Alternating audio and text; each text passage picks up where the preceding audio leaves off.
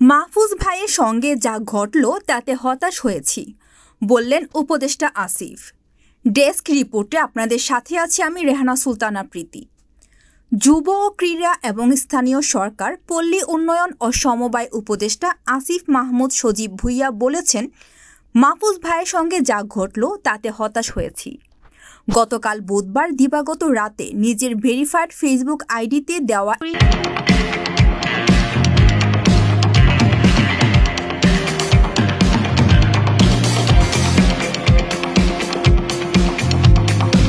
পোস্টে তিনি লিখেন, আমাদের নিজস্ব দায়িত্ব আছে সরকারে।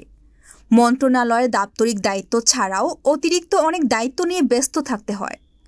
তারপরও ছাত্রদের যে কোনো সমস্যা, আন্দোলনের সমাধান কিংবা যৌক্তিক দাবি আদায়ে সবসময় সচেষ্ট থাকার চেষ্টা করি।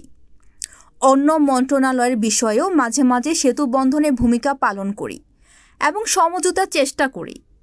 উপদেষ্টা লেখেন, আজকে সোহরাওয়ার্দী উদ্যানের বিষয়টিও আমার অফিসিয়াল দায়িত্বের আওতায় পড়ে না, কিন্তু দায়বদ্ধতার জায়গা থেকে উদ্যোগ নিয়েছি। আসিফ মাহমুদ লেখেন, কয়েক ঘন্টা আগে মাহফুজ ভাইয়ের সঙ্গে যা ঘটল তাতে হতাশ হয়েছি। ভাই তো চাইলেই পারতেন এটা আমার মন্ত্রণালয়ের বিষয় নয় বলে এড়িয়ে যেতে।